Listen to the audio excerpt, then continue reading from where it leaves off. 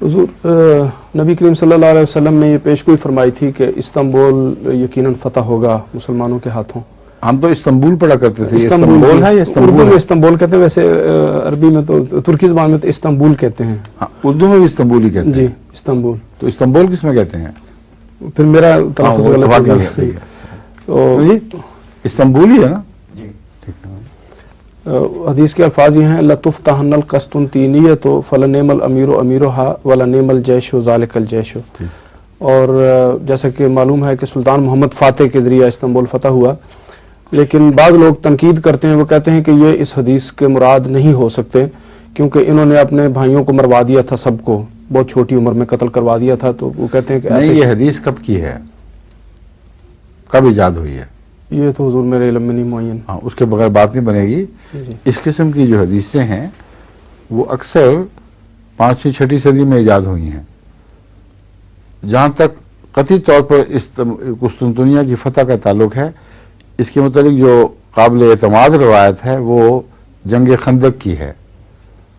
اس میں حضرت صلی اللہ علیہ وسلم نے ہرگز کہیں یہ نہیں فرمایا کہ نعم الامیر اور اس قسم کی باتیں.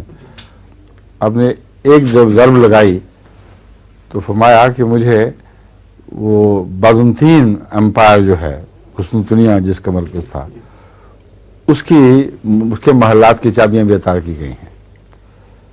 تو یہ ایک پیشگوئی ایسی حالت میں تھی جب کہ زندگی اور موت کے سوال میں سارے مدینے کے لوگ لٹکے ہوئے تھے، خصوصاً مسلمان، بلکہ مسلمانوں ہی کے لیے زیادہ خطرہ تھا.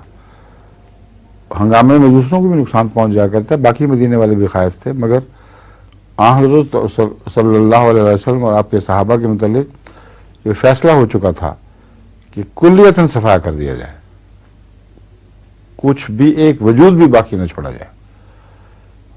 ایسے حالت میں جب کہ فاقے پڑ رہے تھے اور خندق کھودی جا رہی تھی اور 1 میل خندق کھودنی تھی، اور جیش جو تیار ہو رہے تھے ان کو پتا تھا کہ یہ تیاری کر رہے ہیں، وہ بھی اپنی طرف سے جلدی تیار ہو رہے تھے. ایسے موقع پر جبکہ زندگی اور موت کے درمیان لٹکنے میں موت کا پہلو غالب تھا، زندگی کا کام، اس وقت یہ پیشگوئی فرمائی ہے. اندازہ کریں کیسی حیرت انگیز پیشگوئی ہے. یہ اپنی شان سے پوری ہو گئی. اس لیے جس نے بھی وہ چیزیں زائد ڈال دی گئی ہیں بیچ میں، میرے تو خیر ڈالی ہوئی، اللہ بہتر جانتا ہے، وہ پھر وہ ذمہ دار ہے، وہ جواب دہ ہوگا. وہ حدیث نہ ہو فرض کریں، بالکل میں ابھی قطعیت سے تو نہیں کہہ سکتا، نظر آتا ہے مجھے کہ نہیں ہے، مگر اگر وہ نہ ہو تو ایک ذرہ بھی حضرت صلی اللہ علیہ وسلم کی پیشگوئی کی شان پر فرق نہیں پڑتا. وہ یہ پیشگوئی ہے، ہو تو کچھ میل آ جاتی ہے، وہی میل ہے جس کا آپ ذکر کر رہے ہیں. اس لیے میں متردد ہوں اس کو قبول کرنے سے، کیونکہ حضرت صلی اللہ علیہ وسلم ایک ایسے شخص کے متعلق یہ فرمائیں جو ظلم کے لحاظ سے اس حد تک پہنچ جائے کہ اپنے بھائیوں کو قتل کروا دے. اس شخص کے متعلق یہ کہ نعم الامیر ہے، وہ تردد ہے اس کو بات کو ماننے میں.